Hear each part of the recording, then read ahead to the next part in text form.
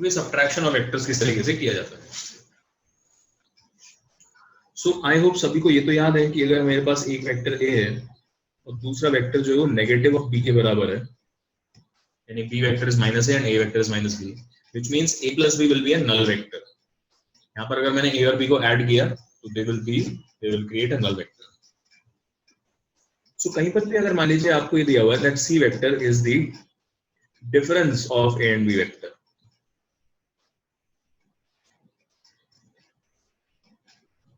तो यहां पर आप क्या कर सकते हो, you can write it like A plus of minus B.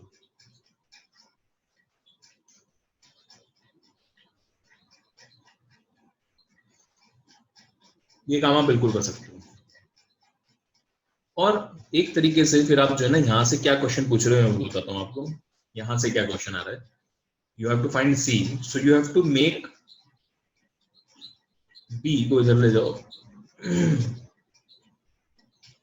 तो B plus C equal to A लिख सकता हूँ मैं इसको, इस वाली चीज को B plus C equal to A लिखा जा सकता है। सी इज अननोन, ए और बी आप जानते हो, तो आप एक तरीके से ये क्वेश्चन पूछ रहे हो कि बी में मैं क्या ऐड करूं, what should be added to B such that I get A, ये क्वेश्चन आपका रहेगा। सो सपोज आपको जो है दो वेक्टर्स दिए गए हैं, ए वेक्टर एंड बी वेक्टर, और आपको निकाला है ए minus B, A minus B. तो क्वेश्चन क्या आना चाहिए, बी में क्या ऐड करना है सच दैट ए रिजल्ट आया। अगर ए माइनस बी कर रहा तो ए को ए रिजल्ट, बी में मुझे क्या कौन सा वेक्टर ऐड करना है कि ए आ जाए, इस तरीके से आप सोच सकते हो। तो दोनों तरीके से करेंगे, इस वाले तरीके से भी करेंगे और इस वाले मेथड से भी करेंगे। सो आपको ट्राइंगल को बनाना है, तो अगर आप ए यहाँ से यहाँ पहुंच गए और यहाँ से यहाँ पहुंच गए फिर तो आप ए के बराबर हो जाओगे। That means you are finding some vector unknown vector such that if you add it to B you get A. तो आपको यहाँ से यहाँ पहुंचना है, आप यहाँ से यहाँ तक ऑलरेडी जा चुके हो, तो बस क्या करना है, यहाँ से यहाँ तक और पहुंचना होगा।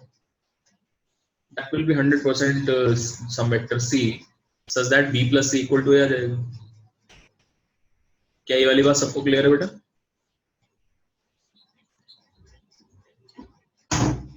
Yes sir. तो a माइनस b का वैल्यू ये c ही होगा। दूसरा तरीका क्या है, इससे डायरेक्ट करना चाहते हो, मान लो फिर से मैं यही एग्जांपल लेता हूँ, this is a and this is b and you want to find a minus b।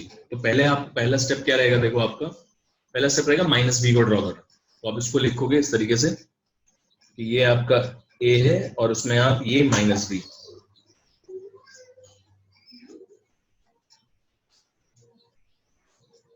Minus B के लिए क्या, अगर आपने पलट दिया इसको, अब आपको a और माइनस बी को ऐड करना है तो ट्रायंगल लॉ लगाना है। अब पलटने से क्या हुआ, यहाँ पर अपने आप ही बाय चांस मान लो हेड और टेल भी एक साथ आ गए, तो ऐड आप डायरेक्टली कर सकते हो। You will take this from here, यहाँ से आ गए फिर यहाँ से आ गए एक तरीके से, तो आप एक तरीके से यही आपका रिजल्ट आ जाएगा। This will be your C which is a plus of minus B.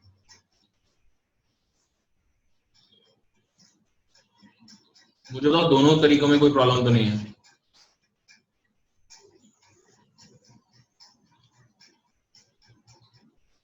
Sir first वाला थोड़ा फिर से समझा दीजिए। इसमें ना हम ये वाली चीज सॉल्व कर रहे हैं, ये चीज you are finding this fill in the blank, ये निकालना है आपको, अननोन है। बी में कौन सा वेक्टर ऐसा ऐड करूं कि ए आ जाए, तो ऑलरेडी मेरे पास ये बी था, मेरे को रिजल्ट ए चाहिए, तो बी में क्या मैं ऐड करूं, मैं यहां से यहां तक पहुंच गया जबकि ए बोल रहा है यहां पहुंचो, तो बी जो है मुझे यहां से यहां तक पहुंचा रहा है, मुझे यहां जाना है, तो ये वेक्टर होगा ना यहां से यहां तक लेके जाएगा मुझे, such that B plus C will become equal to A. तो जब भी आप a माइनस बी निकाल रहे हो, you are indirectly asking what should be added to b such that it equals a। जैसे आपको मालूम 3 माइनस 2 1 होता है, तो मैं आप तरह से यही पूछा जा रहा है आपसे कि 1 में मैं क्या ऐड करूं कि 3 आ जाए, है ना। मान लो ये रिजल्ट चाहिए आपको, 3 माइनस समथिंग है और 3 प्लस 2 मान लीजिए 5 दिया हुआ है और 2 अननोन है, तो 5 में मैं क्या ऐड करूं सॉरी 3 में मैं क्या ऐड करूंगी 5 आ जाए, है ना, जैसे ऐसे लिखा हुआ 6 plus something equal to 11।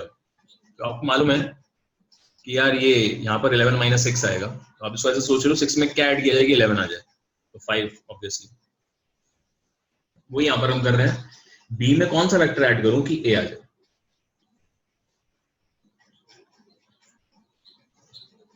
Now अब आपको ऐड करना आ गया और एक तरीके से सब्ट्रैक्ट करना आ गया। ये दोनों ही काम हम जो है ना एक सिंगल चीज में कर सकते हैं, and that is known as parallelogram law.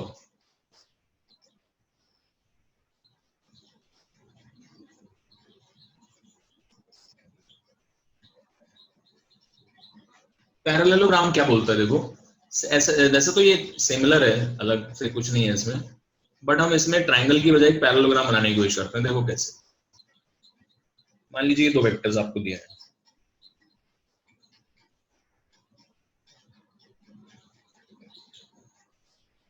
आप ऐसा अज्यूम कर सकते हो जैसे ट्रायंगल लॉ में क्या था, जैसे b plus C equal to A, तो ट्रायंगल लॉ में आप ऐसे सीखते थे इसको, या पहले यहां से आ गए फिर यहां से आ गए, so it will be regarded same as if you have moved from this point to that point, उसको सेम बोला जाता था। पैरेललोग्राम लॉ में आपके दोनों वेक्टर्स मान लीजिए ऐसे टेल टू टेल जुड़े हुए हैं, ट्रायंगल लॉ में हेड टू टेल जुड़े होने थे तभी दोनों ऐड होंगे। पैरेललोग्राम में मान लीजिए आपको टेल टू टेल दिया हुआ है, तो आप दोनों की ही शिफ्टिंग कर लो, आप दोनों की ही शिफ्टिंग कर लो और एक पैरेललोग्राम बना लो। तो मान लीजिए ये एक फोर्स है F1 और ये एक फोर्स है F2, सपोज दो फोर्सेस लगाए आपने एक पार्टिकल पे, तो उसका नेट इफेक्ट क्या आएगा, यानी पार्टिकल किस डायरेक्शन में मूव करेगा, कितनी स्पीड से, वो सब अगर पूछा है आपसे किसी ने, तो आप लोग क्या काम करोगे, ये F1 F2 का रिजल्टेंट निकालेंगे आप, नेट फोर्स निकालोगे टोटल, तो उसके लिए भी parallelogram law of vector relation है। तो आपका रिजल्ट क्या आ जाएगा, this will be your net force.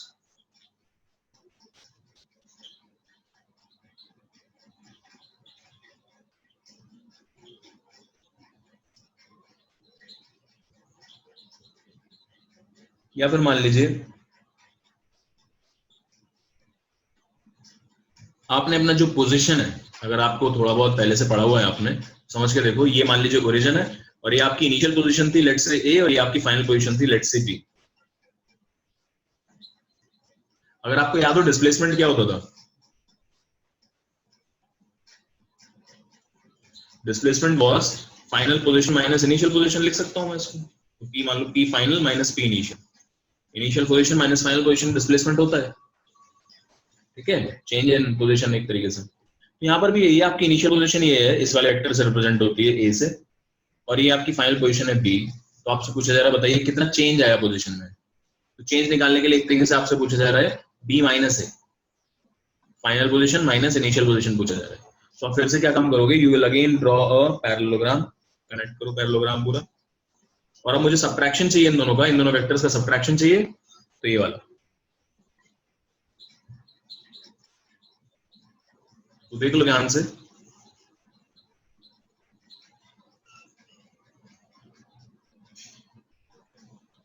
Parallelogram जब हम कंप्लीट करते हैं तो दोनों डायगोनल्स मीन होते हैं, यहाँ पे दोनों डायगोनल का कुछ मीनिंग है, ये वाला डायगोनल हो जाएगा a प्लस बी, जब ये वाला डायगोनल हो जाएगा a minus, this will B b minus है, सॉरी b माइनस है।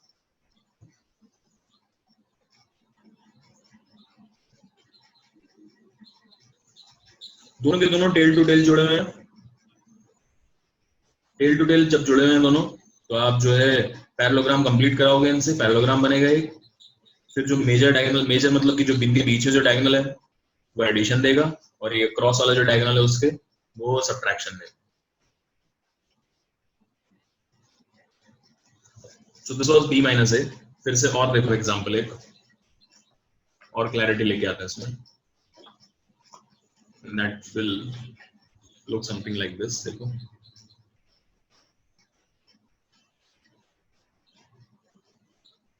मान लीजिए कोई केस है, this is a, this is b, फिर से आप ऐसे ही पैरेललोग्राम कंप्लीट करोगे, जो इनके बीच में से जा रहा है ये वाला vector, this will B a plus b,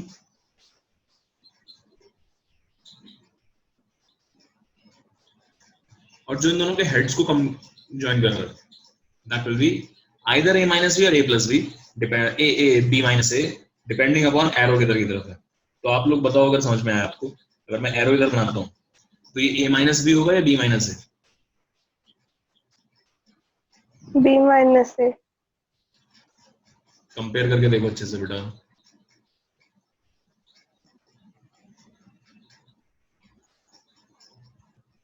this will be A minus B.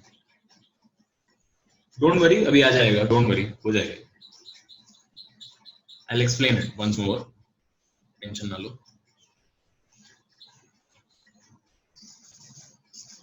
देखो बेटा, जब भी कभी आपके दो वेक्टर्स दिए हों और आपको डिफरेंस निकालना है इन दोनों में, तो अगर आपको ये वाला वेक्टर माइनस ये वाला करना है तो आपको एरो जो है इधर की तरफ आएगा। आपको दोनों के हेड्स ही जोड़ने हैं एक तरीके से जब सब्ट्रैक्शन करना है। और अगर आपको ये वाला वेक्टर माइनस ये वाला वेक्टर करना है तो आपका हेड इस डायरेक्शन में आएगा, जो पहले लिखा होता है ना हेड उसकी तरफ आएगा। तो आपका मान लीजिए ये ए है और ये बी है, and if I do it like this, तो बोले बी माइनस ए है, ए माइनस बी है? बोलो बच्चों। बी माइनस ए। यस, जिधर हेड होगा बी माइनस ए है, और अगर हेड इधर की तरफ होता, ए की तरफ होता, तो ए माइनस बी। तो ये कुछ दो तीन चीजें हैं जिस पे आपको ध्यान रखना है। ये सब काम जब भी हो रहा है, पैराग्राम जब भी लग रहा है वो तब लग रहा है जब दोनों टेल टू टेल कनेक्टेड है। पहली चीज, ट्राइंगल लॉ कब लगता है? जब हेड टू टेल कनेक्टेड है। आप टेल टू टेल को हेड टू टेल में कनेक्ट कर सकते हो, उसमें कोई बहुत बड़ी बात नहीं है। और एक तरीके से सोचो तो यहाँ भी ट्राइंगल लॉ ही लग रहा है। आपको ये दोनों ऐड करने थे तो आपने एक तरीके से F1 को इधर शिफ्ट किया और फिर यहाँ से आ गए, यहाँ से आ गए, ये वाला ट्राइंगल लॉ लगा दिया। This will be your result.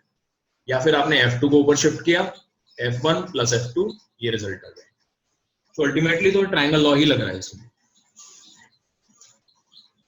But इसका नाम है, हम पैरेललोग्राम पूरा कंप्लीट करते हैं। तो यहाँ पर चारों के चारों रिजल्ट्स जो हैं आप लिख सकते हो, कोई प्रॉब्लम वाली बात नहीं है उसमें। मैं यहाँ पर चार डायग्राम बनाऊंगा, आप बताएंगे चारों में से कौन से क्या रिजल्ट है। देखो ध्यान से,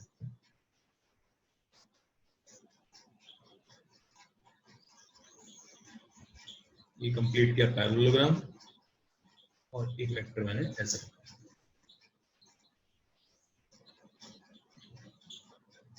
ये कंप्लीट किया पैरेललोग्राम और एक वेक्टर मैंने ऐसे बनाया।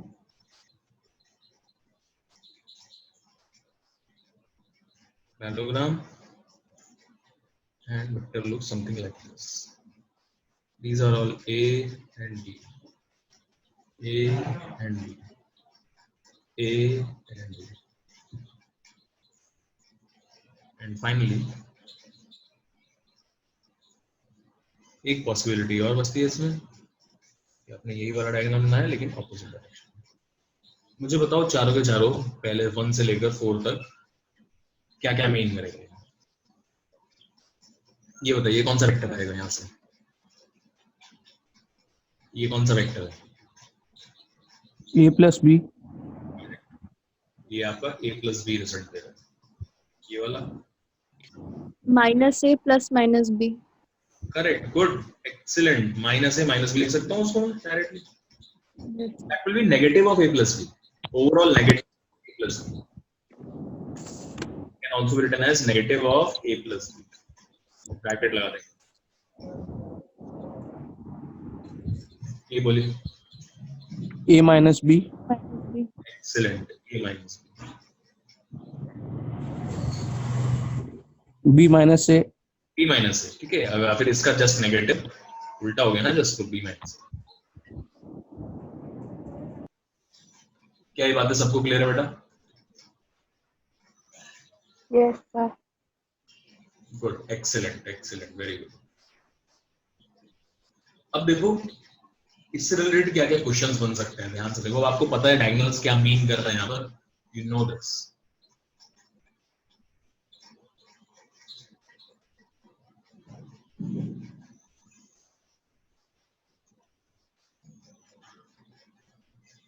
तो चलो वो बात नहीं करेंगे, अभी पहले और पढ़ लेते हैं। नेक्स्ट यहाँ पे जो भी आपको पढ़ना है important topic, that is angle between vectors.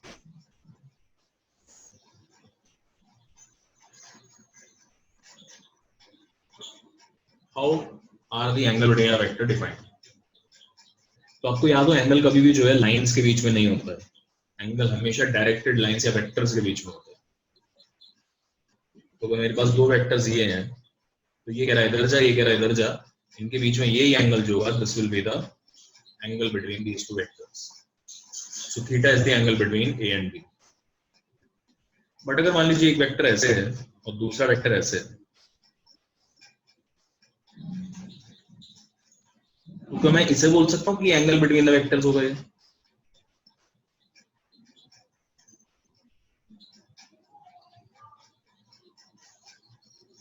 Now this won't be the angle between the vectors. No, sir. Good. तो एंगल कैसे निकालेंगे अब? इसको एक्सटेंड करो आगे, और ये वाला जो एंगल होगा this will be the angle between vectors. It is always measured from positive x-axis. No, ऐसा कुछ नहीं, ऐसा कुछ नहीं। बताता हूँ क्यों। याद क्या करना है आपको, जब टेल टू टेल कनेक्टेड है या फिर हेड टू हेड भी हो ना, अगर हेड टू हेड भी होगा तो भी आपका यही एंगल होगा बिटवीन द वेक्टर्स।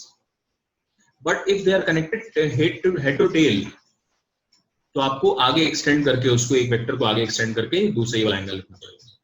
इसको समझने की कोशिश करो। मान लीजिए कोई बंदा जो ऐसे मूव कर रहा था इस डायरेक्शन, और उसने टर्न लिया, इधर जाने लग गया, तो अगर कोई आपसे पूछे कितना एंगल टर्न किया, तो ऑब्वियसली ये एंगल टर्न किया है ना उसने, ना कि ये वाला एंगल। एंगल टर्न जो हुआ वो तो यही हुआ ना, पहले ऐसे जा रहा था फिर ऐसे जाने लग गया, तो ये एंगल होगा उनके बीच में। और यहाँ देखो, मान लीजिए एक बंदा ऐसे जा रहा है और दूसरा बंदा ऐसे जा रहा है, तो उनके बीच में तो यही एंगल आएगा।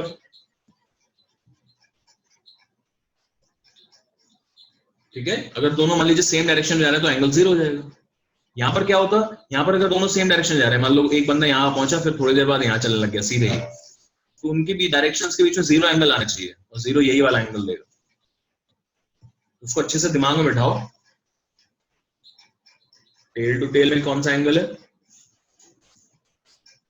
हेड टू हेड में कौन सा एंगल है, एंड हेड टू टेल में कौन सा एंगल है।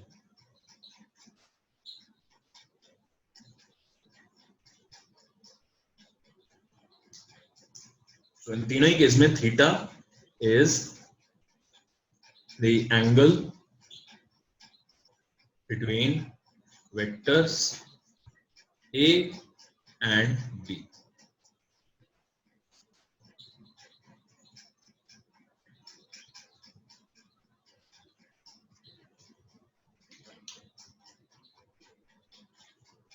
इतना बात सबको क्लियर है अच्छे से?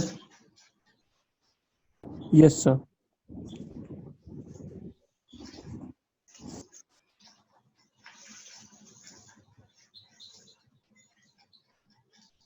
Next part important, magnitude of result में आपके पास रिजल्टेंट क्या होता है पहले समझो। Resultant is simply the addition of two vectors, और इन सम केस सब्ट्रैक्शन को भी रिजल्टेंट बोला जाता है कुछ केसेस में।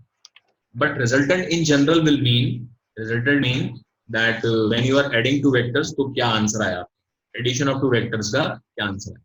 अब हमें उसका मैग्नीट्यूड चाहिए। मैग्नीट्यूड बोले तो हमें चीज का लेंथ कितना आता है जो आपका रिजल्टेंट आ रहा है। तो मान लीजिए आपके पास ये दो वेक्टर्स हैं, इनके बीच में आपको दिया हुआ एंगल कितना है, आपको इसका लेंथ मालूम है यानी इसका मैग्नीट्यूड मालूम है, और इसका भी लेंथ मालूम है यानी इसका भी मैग्नीट्यूड पता है। इन दोनों को जब आप ऐड करोगे तो आप वही काम करोगे, या तो ट्राइंगल लॉ लगा लोगे या फिर पैरेललोग्राम, जो भी लगाना है कोई भी लगा सकते हो इनमें से, and this will be your resultant. So now you are interested in finding a plus b का मैग्नीट्यूड। हमें इसका आंसर चाहिए, इसका वैल्यू चाहिए। जब मैं a plus b यानी वेक्टर फॉर्म में उनको ऐड कर दूंगा तो उसके बाद उसका जो लेंथ आएगा वो कितना है। एंड ध्यान देना, a plus b का magnitude is not equal to magnitude of a plus magnitude of b। इसके बराबर तो ये बिल्कुल भी नहीं।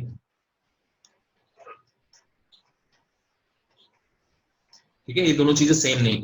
अगर ये सेम होती तो हमें जरूरत ही नहीं पड़ती वेक्टर्स पढ़ने की। अगर आप सोचोगे डायरेक्टली भाई इसका मैग्नीट्यूड 3 है, इसका मैग्नीट्यूड 2 है, तो a plus b का मैग्नीट्यूड जो है 5 आ जाएगा, ऐसा नहीं। पहले आप उसको वेक्टर फॉर्म में ऐड करोगे, ट्राइंगल का थर्ड साइड बनाओगे और फिर उसका जो लेंथ आएगा वो निकालने की कोशिश करो। सो बी वेरी केयरफुल कि ये क्या मीन करता है और ये क्या मीन करता है। ये सिंपली आप इनके मैग्नीट्यूड्स ऐड कर दोगे तो 2 आ जाएगा, ये 5 हो जाएगा। अगर मान लीजिए 3 और ये 2 है तो इसका ये वैल्यू 5 हो जाएगा। ये कुछ भी हो सकता है, it will also depend upon the angle. और फिर हमें जो है a प्लस बी का भी यहाँ पर मैग्नीट्यूड चाहिए, हमारा बेसिक काम यही, we want to know this. और आपको ये पता होना चाहिए a प्लस बी को ही हम क्या बोल रहे हैं यहाँ पर, this is the resultant of a and b। तो ये काम बहुत आसान है। आप क्या काम करते हो, इसको एक्सटेंड करते हो, आगे यहाँ से परपेंडिकुलर ड्रॉप करते हो, ये 90 बन गया। अगर ये एंगल थीटा तो आपको मालूम है ये एंगल भी थीटा ही होगा। ये वाला जो लेंथ होगी this will become a sin theta, magnitude of a into sin theta. ये समझ में आता है सामने वाला। और ये वाला लेंथ बन जाएगा magnitude of a cos theta. मेरे को बताओ ये वाली बातें क्लियर है सबको? Yes sir. ठीक है, क्योंकि ये डिस्टेंस जो है ये वाला दिस इज a और ये राइट एंगल ट्रायंगल बनता है, तो थीटा के सामने वाला जो साइन वाला होगा थीटा के एडजेसेंट कॉस होगा। और फिर से वापस आप ये बड़ा वाला ट्रायंगल सोचो, ये बड़ा वाला ट्रायंगल में this becomes the hypotenuse of this triangle. ये भी 90 degree triangle, right angle triangle है, तो ये फिर से हाइपोटेन्यूज बन जाएगा।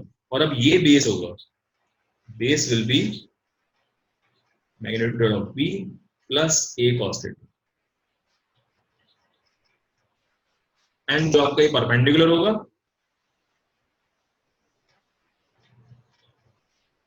उसका वैल्यू है magnitude of a into sin theta। And finally you will again apply Pythagorean theorem to get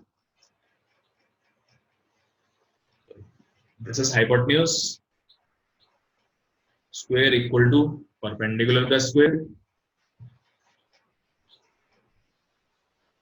plus base का square।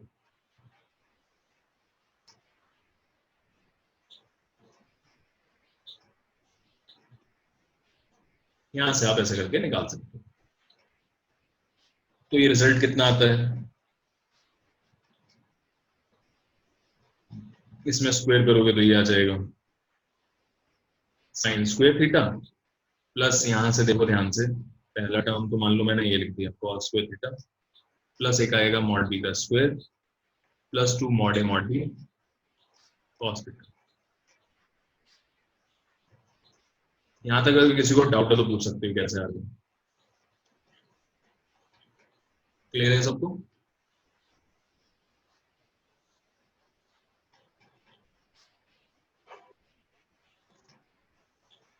इन दोनों को ऐड करोगे तो sine square theta cos square theta 1 हो जाएगा कॉमन लेके, और आपका बचेगा सिर्फ mod A square,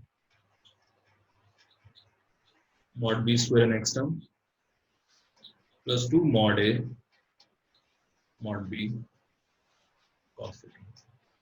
this is the square of your result. तो mod of A plus B का वैल्यू क्या आ जाएगी, इसी की होल पावर हाफ।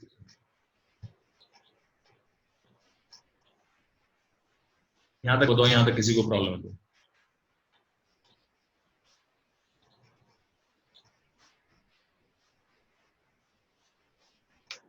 ये याद करना है, this should be remembered and ultimately this is also maths में भी ये रिजल्ट यूज होता है, इसको कोसाइन रूल भी बोलते हैं। कोसाइन रूल के फॉर्म में आप देखोगे ये रिजल्ट लिखा जाता है। ये समझ में आया बेटा सबको? Yes sir. अब मान लीजिए मैंने बोला कि ये वाला एंगल भी चाहिए मुझे, क्योंकि ultimately we are studying vectors and vectors में सिर्फ लेंथ से काम नहीं चलता है, इसका मैग्नीट्यूड कितना है सिर्फ उससे काम नहीं चलता, हमें डायरेक्शन भी चाहिए। अब ए और बी तो नॉन वेक्टर्स थे, नॉन वेक्टर्स का मतलब है कि इनकी डायरेक्शन भी पता है आपको। अगर आपने यहां से बी से या ए से इसका एंगल दे दिया मुझे, अगर बी से या ए से इसका एंगल बता दिया मुझे, तो मुझे इसकी डायरेक्शन भी पता लग जाएगी। तो लेट्स से बी से जो इसका एंगल है वो बीटा है और ए से जो इसका एंगल है वो अल्फा है ना, तो tan बीटा निकालते हैं पहले। तो tan ऑफ बीटा देखिए बहुत आराम से लिखा जा सकता है, Why I'm taking tan beta, not sin beta, cos beta, any value नहीं निकाल रहा मैं, because tan of beta will be in terms of known values, a and b plus a cos theta, a sin theta divided by b plus a sin. Sine या cos अगर निकालना हो तो मुझे बीटा का, तो ये वाली लेंथ की जरूरत पड़ती है, और ये एक तरीके से अननोन है, इसको आप निकाल रहे हो तो आपका एक स्टेप बढ़ जाएगा। तो tan बीटा डायरेक्टली लिख लीजिए, कितना आ रहा देखो, mod of a sin theta perpendicular upon base b plus mod of a cos theta.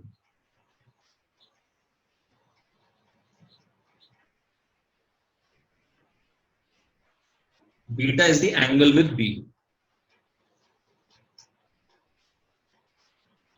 याद कैसे करोगे आप इसको, जहां से भी एंगल चाहिए वो अलग से यहां पर डिनोमिनेटर में चुपचाप रखा रहेगा, और बाकी दोनों के कंपोनेंट्स होंगे, tan निकाल रहे हो तो ऊपर साइन वाला आएगा, नीचे कॉस वाला आएगा, ऐसे करके याद रखो।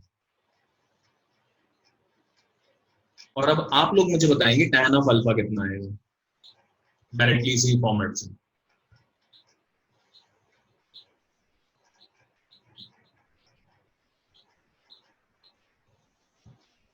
ये है angle with A, b sin theta by a plus b cos theta. हाँ जिससे एंगल निकाल रहे हो वो ऐसे रखो यहाँ पर पहले, प्लस बी का कंपोनेंट आएगा एक, और एक ऊपर भी बी का दूसरा कंपोनेंट। अब आप tan ही निकालो तो ऊपर साइन वाला आएगा, नीचे कॉस वाला आएगा। अब सिंस हमने ये पढ़ लिया है, थोड़ा सा साथ में मैथमेटिकल जो कोसाइन रूल होता है वो भी देखेंगे। कोसाइन रूल जो है किसी भी ट्रायंगल में लगता है, need not be right angle triangle, किसी भी टाइप के ट्रायंगल में लगेगा। मान लीजिए साइड ए है, ये साइड बी है, ये साइड सी है, बी के सामने वाले एंगल को बीटा बोल रहे हैं, ए के सामने वाले को अल्फा बोल रहे हैं, एंड सी के सामने वाले को गामा बोल रहे हैं। Now to write the value of C in terms of AB is something like this: a square plus b square minus 2ab cos of gamma. This result is known as cosine rule. ऐसे ही जो बाकी results भी आ सकते हैं, a square is equal to b square plus a square minus 2bc cos alpha, तो वही angle आएगा जो इन दोनों के बीच में। अब इस वाले में और इस वाले में डिफरेंस क्या है ये समझ लो। यहाँ पर भी आप एक तरीके से ये वाला ट्रायंगल सोचो, अगर इस वाले ट्रायंगल में थर्ड साइड निकाल रहे थे तो थीटा एंगल लिया आपने, जबकि कोसाइन रूल में क्या करना था, ये अंदर वाला एंगल लेना था, ऑपोजिट वाले लेना है लेकिन अंदर वाला, एंड दैट अंदर वाला angle will be 180 minus this angle. तो यहीं से आ जाएगा, इस थीटा की जगह बस आपको 180 माइनस दिस एंगल रखना है, तो यही सेम रिजल्ट आ जाएगा, cos 180 minus theta will be minus cos theta. Triangle में जो एंगल्स होते हैं वो अलग तरीके से डिफाइन होते हैं, और वेक्टर्स में जो एंगल होते हैं वो थोड़ा सा डिफरेंट तरीके से डिफाइन। तो इस वजह से आपके ये जो दोनों रिलेशंस हैं ये थोड़े अलग आ रहे हैं, बट अल्टीमेटली फंडामेंटल लेवल पे दे आर सेम। क्या इसमें एग्जांपल देखो, कुछ क्वेश्चंस देखो इसके ऊपर। अच्छा, यहीं से आप क्या मुझे ये बता सकते हो कि अगर मुझे सब्ट्रैक्ट करना होता तो क्या होता आंसर, ए माइनस बी कितना आता?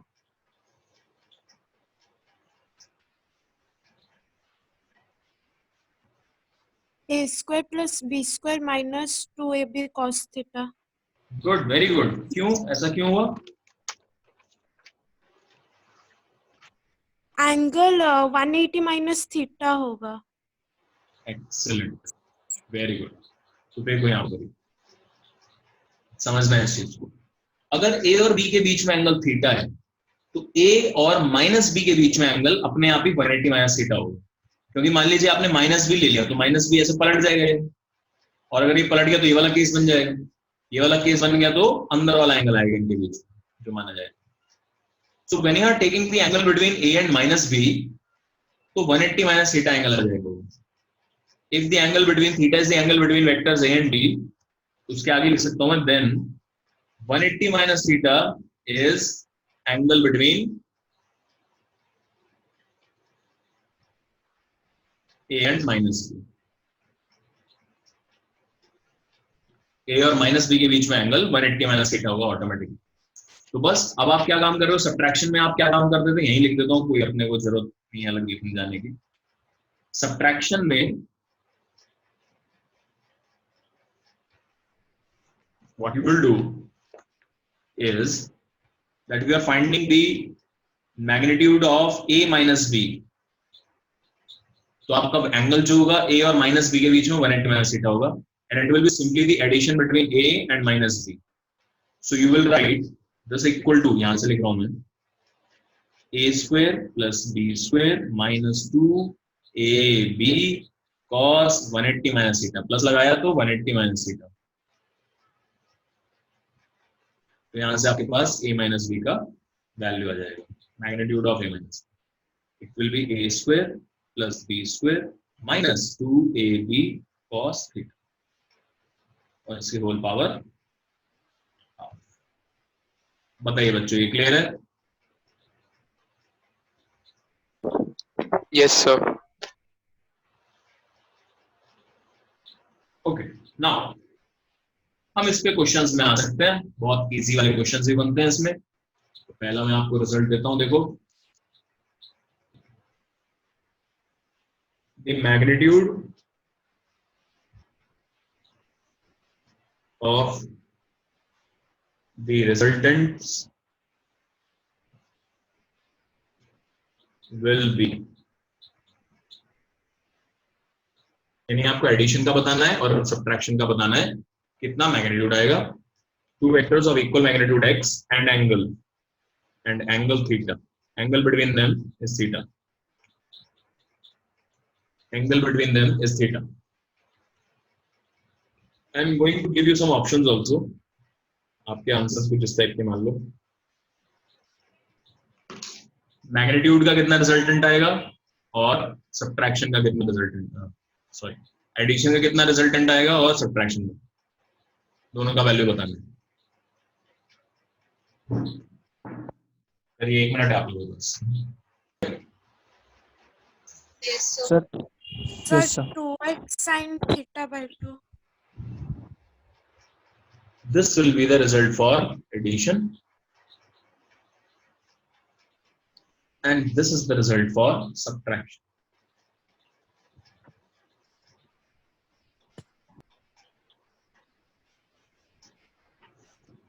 एक करके दिखाया तो मैं आपको दो वेक्टर्स से, तो आपको उनका एडिशन चाहिए. मान ली उनको a और b मान लो. मैग्नीट्यूड वाइज दोनों इक्वल हैं, तो मैग्नीट्यूड वाइज दोनों इक्वल है तो आप ये वाला फॉर्मूला लगा देंगे, a square plus b square plus 2ab cos theta power half. तो बन जाएगा x square plus x square plus 2 into x square cos theta, इसकी पावर हाफ. ये भी 2x स्क्वायर हो जाएगा, ये भी 2x स्क्वायर कॉमन आ जाएगा दोनों, तो 2x स्क्वायर बाहर, 1 प्लस cos थीटा, इसकी होल पावर हाफ. फिर √2x 1 प्लस cos थीटा को लिख लो 2 sin square x by 2, sorry theta by 2, उसकी पावर हाफ बचेगी. ये बन जाएगा 2, ये गलत लिखा ना मैंने, cos आएगा, सॉरी, जाएगा √2x 2 cos square theta by 2, इसकी power half. We will get 2x cos theta by 2. So whenever there are two equal vectors, equal नहीं है, equal magnitude है, equal vectors is a different thing. So whenever you have two vectors of equal magnitude, उनका आपका जो resultant आएगा, उनको add करके जो रिजल्ट आएगा वो 2x cos थीटा बाय 2 आता है, और आपको ये याद करना है बेटा. और उनका सब्ट्रैक्शन कितना आता है? सब्ट्रैक्शन अगर आप करोगे तो यहाँ पर माइनस लगा देते, यहाँ माइनस आता तो इसमें माइनस, और यहाँ पर भी माइनस, 1 माइनस cos थीटा. और 1 माइनस cos थीटा क्या होता है?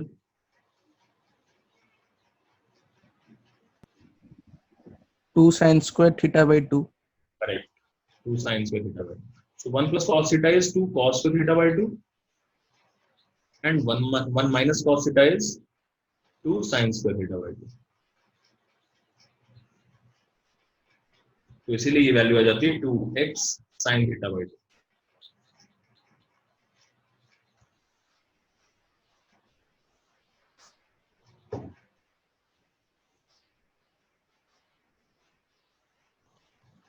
अच्छा, magnitude of any vector is always positive, क्योंकि वैसे भी आप मॉड लगा रहे हो, मॉड हमेशा पॉजिटिव आंसर ही देता है। एक्चुअली में मैग्नीट्यूड है, उसका लेंथ पता नहीं करना है आपको, तो वो हमेशा एक पॉजिटिव आंसर ही आएगा। देखिए ट्रायंगल इनइक्वालिटी क्या होता है, सभी को पता होगा वैसे, इस पे काफी अच्छे अच्छे क्वेश्चन ही बनते हैं।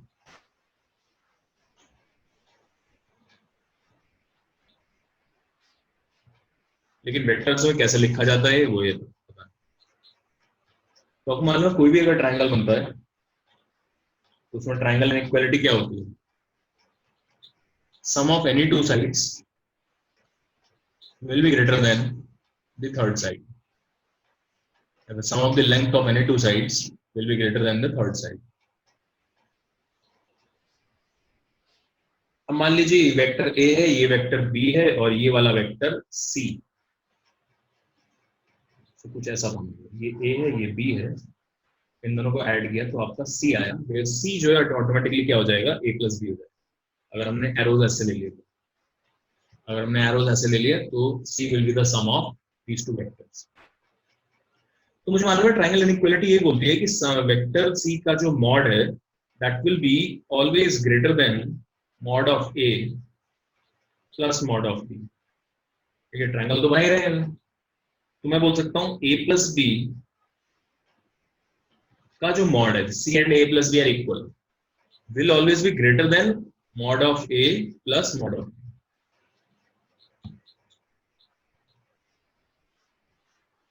इसमें एक चीज और है जो मैं बताऊंगा अभी, लेकिन अभी आप ये समझो कि मैंने जो तुम्हें पहले बताया था दैट A प्लस बी का होल मॉड एंड अलग अलग उनके मॉड्स का sum, they are not the same thing, ये हमने डिस्कस किया था ना, मैं तुम्हें ऑलरेडी बता चुका हूँ, ये दोनों अलग अलग बातें होती हैं, लेकिन सेम नहीं है दोनों बातें। लेकिन अब तुम्हें एक रिलेशन नहीं पता लगा कि ये वाली चीज, मैंने यहाँ गलत लिख दिया, सॉरी, गलत लिखा है ना, yeah। sum of the length of two sides, this is the sum of the length of two sides, इसका लेंथ प्लस इसका लेंथ ये वाला वैल्यू है, this will always be greater than the third side। Third side का जो length है वो ये है, थर्ड साइड जो A प्लस बी है और उसका लेंथ जो होगा मॉड लगा के आएगा overall, and it will be less than, always less than mod of A plus mod of B। अब यहां पर जब हम वेक्टर्स की बात करते हैं ना, इन वेक्टर्स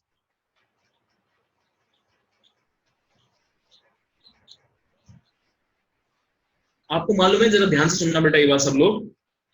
मान लीजिए आपने बोला कि अच्छा चलो ये तो बी वेक्टर है और इसके आगे ए वेक्टर लगाया आपने, मुझे ए प्लस बी चाहिए तो मतलब ये वाली साइड चाहिए, थर्ड साइड। अब अगर मैं बी और ए का डायरेक्शन चेंज करूं, मतलब सपोज बी को तो फिक्स रखा, ए को मैं घुमा रहा हूं गोल गोल, गोल गोल घुमा रहा हूं, मतलब ऐसे चारों तरफ घुमा रहा हूं, and A becomes the radius of the circle, ये सेंटर है और इसका वोट ऐसे से घूम रहा है। तो आप देखोगे हर डिफरेंट एंगल पर you will get the different value of A plus B and vector. जब आप इन दोनों को कनेक्ट करोगे तो आपको ए प्लस बी मिलता है। सबसे ज्यादा वैल्यू कब होगी, ए प्लस बी की सबसे ज्यादा वैल्यू कब होगी, जब इन दोनों के बीच में एंगल कितना होगा, बोलो सबसे ज्यादा वैल्यू कब बनेगी ए प्लस बी की? ए प्लस बी जो है उसके साथ साथ ऐसे घूमता रहेगा। So when will I get the value, maximum value of A plus B? Theta equals 0। जब थीटा 0 है, यानी कि जब ए और बी सेम डायरेक्शन में, तो ये दोनों मिलके सबसे बड़ा रिजल्टेंट देंगे। और बाकी केसेस में क्या होगा, छोटा ही रहेगा हमेशा। इस लेंथ से बड़ा तो कभी होगा ही नहीं ए प्लस बी, ये वाली लेंथ सबसे ज्यादा है इसके लिए, ए प्लस। तो इक्वल टू भी पॉसिबल है, इसीलिए वेक्टर्स में हम इक्वल टू भी यहां पर लगा के रखते हैं, लेस देन और साथ में इक्वल टू भी, mod of A plus mod of B. क्या ये समझ में आता सबको?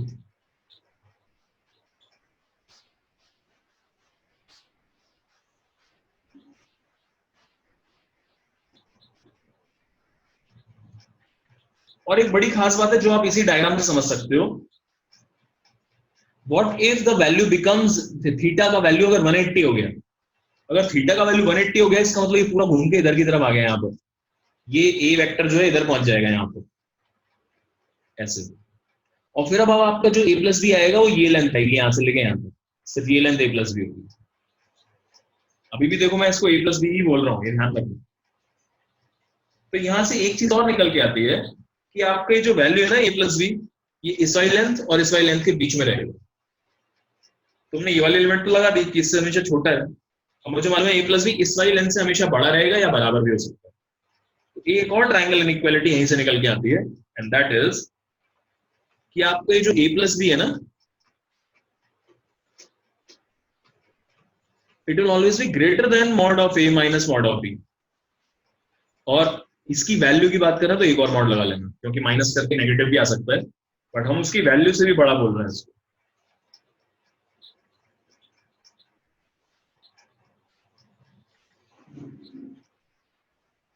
सो ओवरऑल रिजल्ट आपका क्या है ट्रायंगल इनइक्वालिटी का, दैट ए प्लस बी का जो मैग्नीट्यूड है, this is actually the third side. ध्यान रखना, ना तो ये वेक्टर ए के बराबर होगा ना वेक्टर बी होगा, ये थर्ड साइड है, ध्यान रखना। ये ए और बी से डिफरेंट वाली साइड है ट्रायंगल की। तो ये वैल्यू छोटी रहती है mod of A plus mod of B से,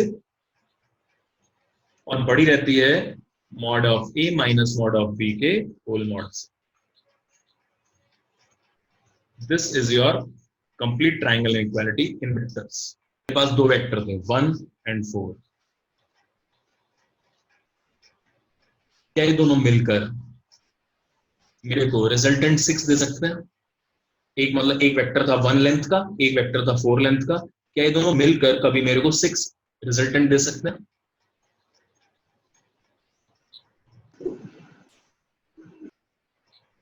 No, sir.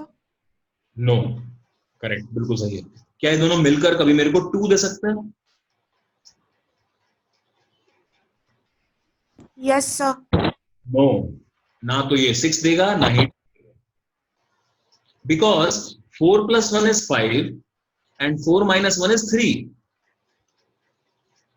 तो इन दोनों का जो रिजल्टेंट होगा, ध्यान दो मैं डायरेक्ट एडिशन की बात नहीं कर रहा हूं, वेक्टर फॉर्म में एडिशन कर रहे हैं और ये उनकी मैग्नीट्यूड्स हैं। इन दोनों को जब मैं ऐड करूंगा मेरा आंसर 3 और 5 के बीच में ही पॉसिबल है। कभी भी ऐसा पॉसिबल नहीं है कि 4 में आपने 1 वेक्टर ऐड किया और आपका आंसर 2 आ गया या 6 आ गया। ना तो ये कभी 2 रहेगा ना ही कभी 6 रहेगा। It will always remain between 3 and 5। 5 तब आएगा जब दोनों आमने सामने हैं, बिल्कुल सेम डायरेक्शन में। 3 तब आएगा जब दोनों के ऑपोजिट है। 4, ये लेंथ 4 और ये 1 है तो डायरेक्ट सब्ट्रैक्ट हो गया, अगर ऑपोजिट है तो 3 बचेगा। और बाकी सभी केसेस में 3 और 5 के बीच में आएगा।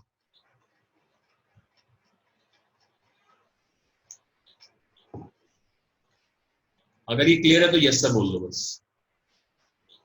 Yes, sir. Yes, sir. Alright, now finally एक चीज बताता हूं बस छोटी सी, उसके बाद आज की क्लास खत्म। बड़ी ही इंपॉर्टेंट है, कहां पर यूज हो जाए पता नहीं। क्वेश्चंस में कभी भी यूज होती है, मैकेनिक्स में, काइनेमेटिक्स में, इलेक्ट्रोस्टैटिक्स में, बहुत जगह यूज होती है। कहीं पर भी यूज आ सकता है, मैं आपको बताऊंगा फिर कब यूज आएगा, ध्यान से देखना। हालांकि पूरा मैथमेटिकल है। देखो क्या कह रहे हैं हम यहाँ पर, इसी में देखो, what can you say about this angle. Okay, तो ऑब्वियस बात है अगर थीटा 0 है तो एंगल भी 0 होगा। क्या ये वाली बात समझ में आती है? अगर थीटा 0 है तो ये सामने आ जाएगा और इनका रिजल्टेंट भी इसी के अलॉन्ग आ जाएगा, तो एंगल 0 हो जाएगा। Let's call this value alpha. Alpha की जगह बीटा बोलना ज्यादा बेटर रहेगा ना, क्योंकि 20 एंगल है। बोलो बच्चों, ये बात समझ में आती है सबको? Yes, sir. Yes, sir. ऊपर है तो ये एंगल ऊपर की तरफ आएगा। ये वेक्टर मान लो यहाँ कहीं पहुंच गया ऐसे, तो ये नीचे की तरफ आ जाएगा ऐसे। What can you say about the maximum value of beta? Beta की मैक्सिमम वैल्यू कब होगी? इसी में सोच के देखो, क्या बीटा का भी 90 पॉसिबल है? ऐसा पॉसिबल है क्या एंगल? हमारा रिजल्टेंट इधर की तरफ आ जाए, क्या ऐसा पॉसिबल है?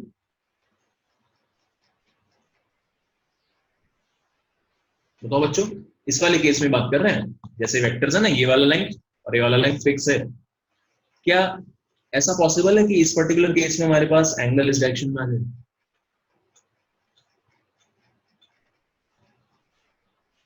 नहीं समझ रहे हो? नहीं समझ रहे हो? Let me draw a diagram again. देखो, मान के चलो सभी लोग दैट बी इज फिक्स्ड और इसका लेंथ ये है, बी फिक्स है, मतलब वेक्टर वाइज फिक्स है, और ए जो है वो लेंथ वाइज फिक्स है, it is less than, A का magnitude is less than B.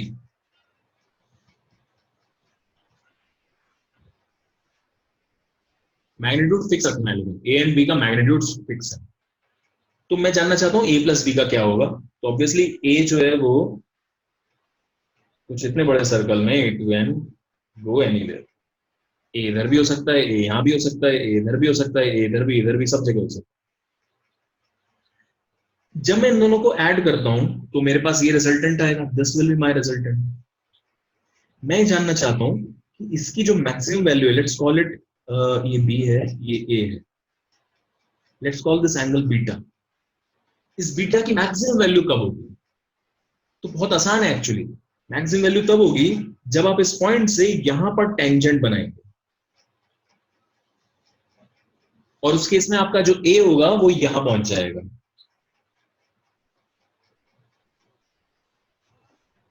और आपका जो बीटा है ये सबसे ज्यादा खुला हुआ होगा इस टाइम पे।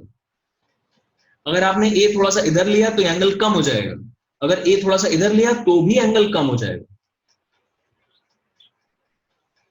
क्या मेरी ये वाली बात समझ रहे हैं सब लोग? Yes, sir. So I'm writing that beta will be maximum when क्या हुआ? जब ये दोनों परपेंडिकुलर हो गए, तभी हुआ ना, A plus B, A plus B है, और साथ में ए परपेंडिकुलर होंगे।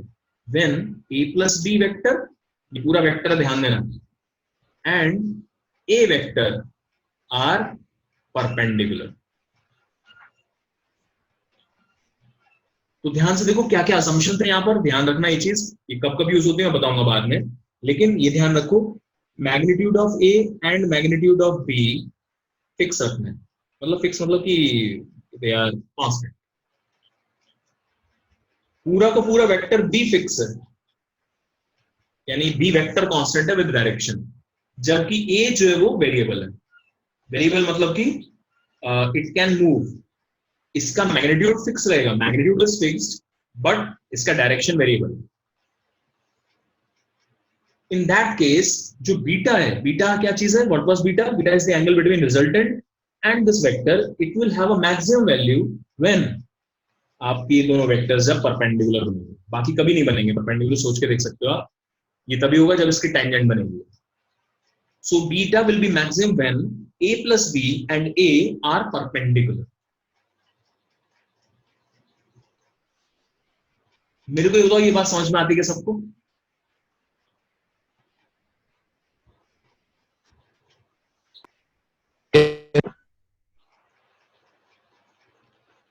और अगर इन सभी केस में मॉड ऑफ ए बड़ा हो जाता तो देखो क्या इंटरेस्टिंग चीज आती है इसमें। फिर ये होता कि आपका बी तो है छोटा, जबकि जिसको आप घुमा रहे हो, गोल गोल घुमा रहे हो, वो बड़ा है। तो जो ट्राइंगल बनेगा वो पूरा इसको एनक्लोज कर लेगा, जो सर्कल बनेगा, सॉरी सर्कल बनेगा, वो पूरा इसको एनक्लोज कर लेगा। And this here A, this is A and this is B. B fix है, ए वेरिएबल है, ए गोल गोल घूमेगा। अब अगर आप यहां पर जाते हो तो आपका ये एंगल, अब हम इसकी बात कर रहे हैं एक्चुअली बीटा की। अब आप सोचो अगर ध्यान से, तो बीटा पे कोई लिमिट नहीं लग सकती, beta can take all values. आप ए को इधर ले गए तो बीटा यहां भी हो जाएगा, बीटा को 90 करना चाहते हो 90 भी हो जाएगा, सारे काम इसमें पॉसिबल है। Beta will take any value. Can लिखना चाहिए, beta can take all possible values.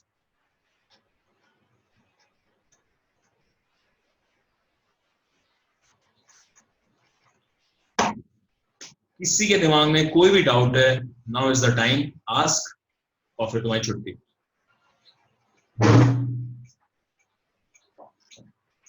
इसमें ये बहुत इंपॉर्टेंट है, कौन घूमा है, कौन फिक्स है, कौन छोटा है और कौन बड़ा है। ये दो बातें बहुत जरूरी है।